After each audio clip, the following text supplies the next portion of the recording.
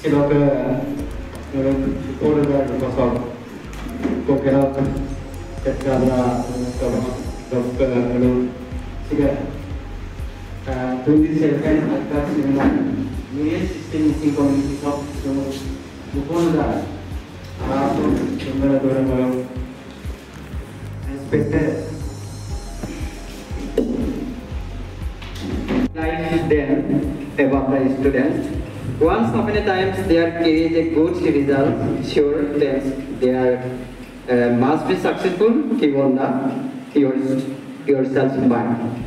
Because our obedient students are very smart, talented, with intelligence. Even I am going to say, we are against MSc Missing Autonomous Council. I given them a lot of thanks because they are observed about these great activities, so I am support this purpose. And otherwise, so nicely conducted by our ICAP Live Plus VIP person, but seminar. All the best again. Thank you. Okay. পূৰ্বৰ ঐতিহ্যৰ অধ্যয়নে কিছুমান ক্ষেত্ৰত বিশেষভাৱে সমাজত তথ্য কৃষ্টি সংস্কৃতিৰ ভূমিকাৰ আধাৰত সুপৰিকল্পিতভাৱে ৰক্ষণাবেক্ষণ দিয়াটো সামাজিক দায়বদ্ধ। সাধাৰণতে আমাৰ জীৱনৰ পৰিক্ৰমাৰ তিনিটা অস্তৰ ভাগ কৰা পৰিলক্ষিত হৈছে। ফৰ এক্সাম্পল, প্ৰথম অস্ত্ৰ হ'ল জন্ম, দ্বিতীয় অস্ত্ৰ হ'ল বিবাহ, শেষৰটো হ'ল মৃত্যুৰ অস্ত্ৰ অৰ্থাৎ ত্ৰিমূৰ্তি। এতিয়া আসল বিষয়টোৰ সন্দৰ্ভত আমি আলোকপাত কৰি কিছুমান কথা বিশ্লেষণ কৰিবলৈ চেষ্টা কৰিম।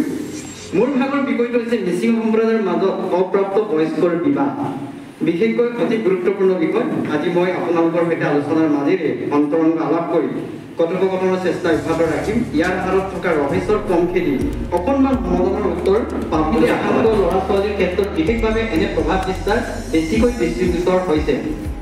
অস্বাস্থ্যকৰ পৰিৱেশ, অভিভাৱকৰ তত্ত্বাৱধানৰ পৰা আঁতৰত থাকিলেও এনে অনীতিৰ কাৰ্যকলাপ সংগঠিত কৰিব পাৰে। ৩ নম্বৰ, জাতিগত বংশৰ প্ৰভাৱ। পৰিয়ালৰ মাজত পূৰ্বৰ জিন্স প্ৰভাৱত এনেকৈ কিছুমান প্ৰভাৱ পেলাব পাৰি। ৪ নম্বৰ, সামাজিক বিচ্ছিন্নতা। জনসংখ্যাৰ বৃদ্ধিৰ এক অন্যতম সমস্যা হ'ব পাৰে, যিহেতু আগৰ দিনত যথভাৱে পৰিয়াল পৰিকল্পনা এটা ৰীতি নীতি পূৰ্বৰ পৰা প্ৰচলিত অব্যাহত আছিল।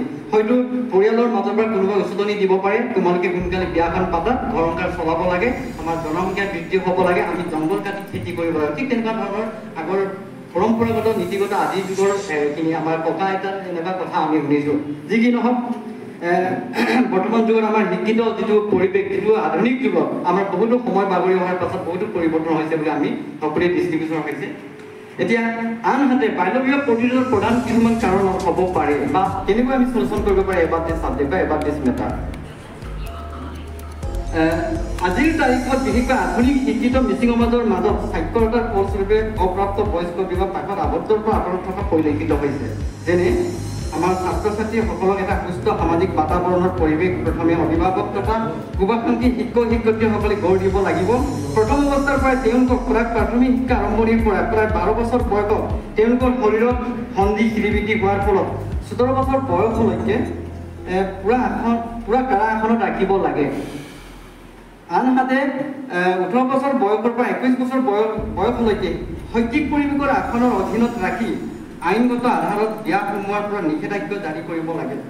সেই সময়ছোৱাত পূৰ্ণাংগ জনতাক ভৰি দিয়া ডেকা গাভৰুৰ মাজত প্ৰেমজনিত সম্পৰ্কই বেছিকৈ প্ৰভাৱিত কৰাটো এক ব্যক্তিক্ৰমী চৰিত্ৰৰ দৃষ্টিগোচৰ হয়। এই ক্ষেত্ৰত বিশেষভাৱে অভিভাৱকসকলে চোকা নজৰ ৰখাটো উচিত।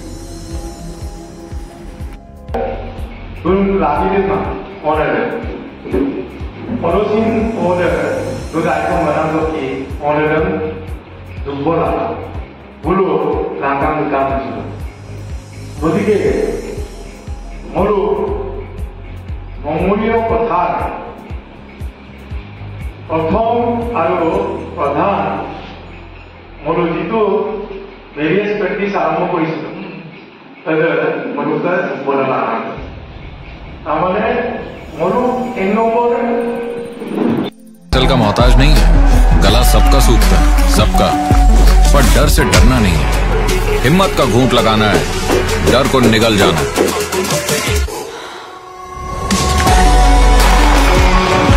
छोटा घूंट, बड़ा घूंट,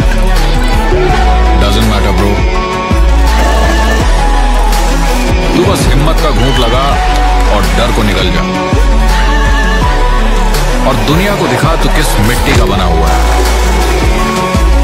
माउंटेन ड्यू। डर के आगे जीत है। चलता रहे तेरा मेरा मीलों का याराना, तू चले तो। करोड़ों दिलों में करके घर स्प्लेंडर तय कर रहा है याराना मीलों का। हीरो स्प्लेंडर याराना।